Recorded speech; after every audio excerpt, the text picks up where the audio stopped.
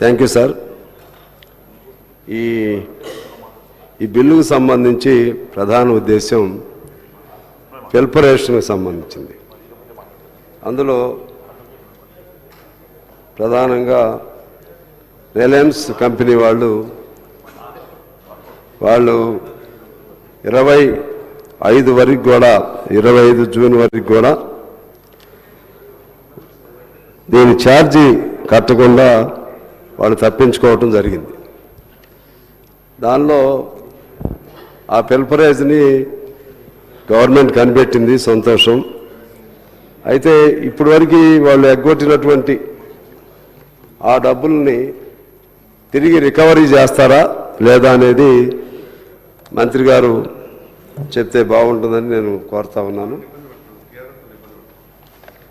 ఇప్పుడే మన మిత్రులు చెప్పారు, అదానీ అంబానీలన్నీ కూడా వాళ్ళంతా లక్షల కోట్ల ఆదాయం సంపాదించడం అంటే ఇటువంటి ఎగవేతలు, ఇటువంటి దుర్మార్గ పనుల ద్వారానే. వారికి పెద్ద పెద్ద పెద్ద వాళ్ళ అండదండలు ఉంటాయి. వాళ్ళు ఎప్పుడు ప్రపంచ కుబేర్లు కావాలంటే అప్పుడు కుబేర్లు అయిపోతారు. సామాన్యుల్ని నిలబెట్టేవాడు లేడు, కాపాడేవాడు లేడు. సో అందువలన నేను ఇక రాజకీయ చర్చకి వెళ్ళను, కానీ దీనికి సంబంధించి మాత్రం ఖచ్చితంగా వారు ఎంత ఎగ్గొట్టారు, రిలయన్స్ ఎంత ఎగ్గొట్టారు ఆ లెక్కలు కూడా తీసి దాన్ని వాళ్ళ నుంచి మళ్ళా పేనల్ ఛార్జెస్తో సైతం వసూలు చేయాలని చెప్పి నేను మీ ద్వారా ప్రభుత్వానికి విజ్ఞప్తి చేస్తున్నాను. అలాగే ఈ జిఎస్టీ, పెట్రోల్, ఎక్సైజ్ దీనికి సంబంధించి మనకు తెలుసు అధ్యక్ష, ఇది జిఎస్టీకి రాకముందు అంతా వ్యాట్ పేరుతోనే ఉండేది. ఆ వ్యాట్ని మన వాటా మనం తీసుకుని సెంటర్కి పంపించేవాళ్ళు. ఇప్పుడు ఏమైంది, టోటల్గా ఒక ఎక్సైజ్, అదేవిధంగా అందులో భాగంగా పెట్రోల్, డీజిల్ వీటిపైన మాత్రమే రాష్ట్రానికి అవకాశం ఉంది. వ్యాట్ దానిపైన మాత్రమే వేసే అవకాశం ఉంది అధ్యక్ష. అయితే ఇది దీనికి సంబంధించి ఇక్కడ మనం ఒక బేసికల్గా ఒక అంశాన్ని కూడా మనం ఆలోచన చేయాలి. ఇవాళ రాష్ట్రానికి ఉన్నటువంటి నిధులు రాష్ట్రం చేతుల్లో లేవు, టోటల్గా కేంద్రం చేతుల్లోకి వెళ్ళిపోయినాయి. రాష్ట్రానికి మిగిలిన వనరులు ఈ రెండు మాత్రమే, వ్యాట్కు సంబంధించినటువంటి ఎక్సైజ్, పెట్రోల్, డీజిల్. సహజంగానే ఇప్పుడు అందులో యుద్ధం కూడా వస్తూ ఉంది, యుద్ధ వాతావరణం వచ్చింది. పెట్రోలు, డీజిల్ దొరికే పరిస్థితి కూడా లేదు. ఈ పెట్రోల్, డీజిల్కి సంబంధించి దాన్ని ఒకటి ముందు జాగ్రత్తగా నిలబెట్టడం ఒకటి, రెండోది ధరలు పెరగకుండా కూడా చూడాల్సిన అవసరం. ఇది మన రాష్ట్ర ప్రభుత్వం చేతుల్లో ఉంది కాబట్టి అది కూడా మీరు జాగ్రత్తగా ముందస్తు ప్రణాళిక లేకపోతే చాలా సంక్షోభం కూడా వచ్చే అవకాశం ఉంది అధ్యక్ష. ముఖ్యంగా ఈ పెట్రోలు, డీజిల్కి సంబంధించి సహజంగా ప్రతి పేదవాడు కూడా దాంతో ఇమీడియట్గా ఎఫెక్ట్ అయ్యేది ప్రతి పేదవాడి.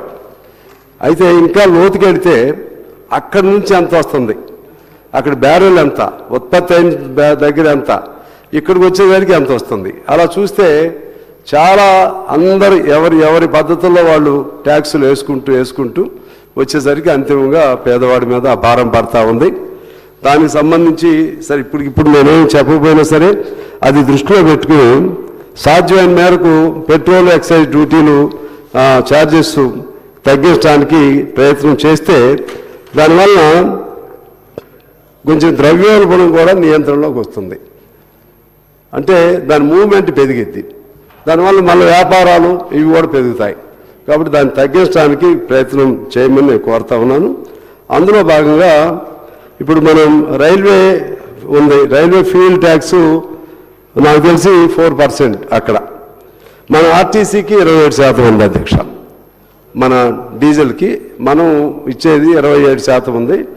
నేను ఏదన్నా ఇప్పుడు number wise if I'm wrong I may be corrected. So వారు చెప్పాలి. రైల్వేకి అంత ఇస్తున్నారు, అతి తక్కువ. అలాగే జెట్ ఫ్యూయల్ ఎయిర్పోర్ట్కి సంబంధించి, అది ఎయిర్వేస్కి సంబంధించి కూడా వాళ్ళకి 19.5 ఉంది అధ్యక్ష. అక్కడ కూడా మనకంటే తక్కువే ఉంది. అది కూడా చూడాల్సినటువంటి అవసరం ఉంది. దానివల్ల ఇవన్నీ దృష్టిలో పెట్టుకుని ముందు ప్రధాన ఉద్దేశం ఏమో ఫిల్పరేజ్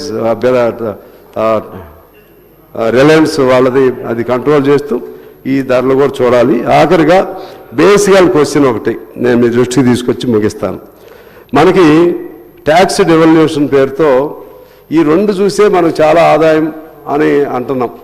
ఈ రెండు ఏది మన వ్యాట్కి సంబంధించి ఎక్సైజు, అలాగే పెట్రోల్ డీజిల్ది. కానీ అసలు మొత్తం మన మొత్తం మన ఆయు పట్టు కేంద్రంలో జిఎస్టీ రూపంలోకి వెళ్ళిపోయింది అధ్యక్ష. 21 నుంచి 25 వరకు మనకి 1,76,000 కోట్లు మాత్రమే అక్కడి నుంచి మనకు వచ్చింది. అందులో ట్యాక్స్ డెవల్యూషన్ ఉంది, అదేవిధంగా సెంట్రల్లీ స్పాన్సర్డ్ స్కీమ్స్ ఉన్నాయి, అదర్ గ్రాంట్స్ కూడా ఉన్నాయి అధ్యక్ష. అది వాళ్ళు గవర్నమెంట్ ఇచ్చిన రిపోర్టే నా దగ్గర ఉంది. మన నుంచి ఎంత పోయిందంటే వాళ్ళ నుంచి వచ్చింది 1,76,000 కోట్లు, మన నుంచి 4,32,00,000 ఇక్కడి నుంచి వెళ్ళాయి అధ్యక్ష. అందులో జిఎస్టీ పేరుతో ట్యాక్సెస్ కానీ దానిలో బ్రేకప్ కూడా చెప్తాను అధ్యక్ష.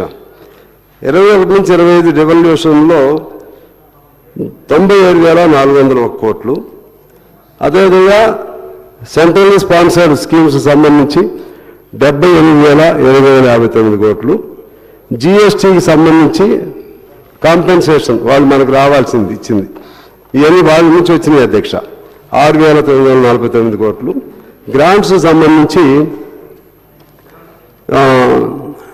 కొద్దిగా ఈ సంవత్సరం 24-25 మాత్రం ఎక్కువ వచ్చింది అధ్యక్ష.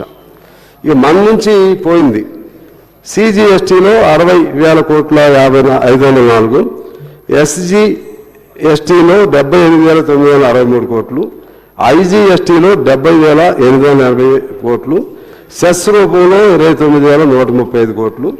అదేవిధంగా 16 ఫైనాన్స్ ప్రకారంగా 41 రాష్ట్రాలకు ఇస్తే అందులో మనకి 2.17 ఇస్తే అందులో 33,000 కోట్లు మనకు వస్తుంది. దానిలో కూడా సర్ఛార్జెస్, సెస్లు ఇవన్నీ కూడా పోవాలి అధ్యక్ష.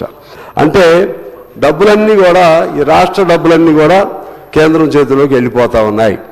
దానిపైన కూడా నేను మన ప్రభుత్వాన్ని, ముఖ్యమంత్రి గారిని, సంబంధిత మంత్రి గారిని కోరుతున్నాను. ఈ ట్యాక్సెస్కు సంబంధించి షార్ట్ డిస్కషన్ పెడితే కరెక్ట్గా, ఎందుకంటే ఒక లెక్కలు నేను చెప్పేది ఒక లెక్కలు ఉంటాయి, బీజేపీ మిత్రులు చెప్పేది మరొక లెక్కలు ఉంటాయి. దీనిపైన షార్ట్ డిస్కషన్ పెట్టి అసలు మన ఆదాయ వనరులు ఎంత, మన రాష్ట్రానికి ఎంత వస్తున్నాయి, ఇక్కడి నుంచి కేంద్రానికి ఎంత పోతున్నాయి, తిరిగి కేంద్రం నుంచి మనకి ఎంత వస్తున్నాయి, ఇది క్లారిటీ ఉంటే దానిపైన మనం అవసరమైతే కేంద్రం పైన ఒత్తిడి చేయొచ్చు, లేకపోతే మనకు వచ్చే ఆదాయ వనరులను పెంచుకోవడానికి ప్రయత్నం చేయొచ్చు. ఆ వైపుగా ఒకటి చేయాలని చెప్పి నేను కోరుతూ, అల్టిమేట్గా ఈ రిలయన్స్ సంబంధించిన ఫిల్పరేజ్ని మాత్రం సీరియస్గా దాన్ని సరిచేయటం కాదు, ఆ విధంగా దొంగతనం చేసినందుకు సీరియస్గా తీసుకోవాలని చెప్పి మీ ద్వారా ప్రభుత్వాన్ని కోరుతున్నాను. శ్రీ దానం నాగేందర్ గారు. Thank you sir. సార్, ఈ తెలంగాణ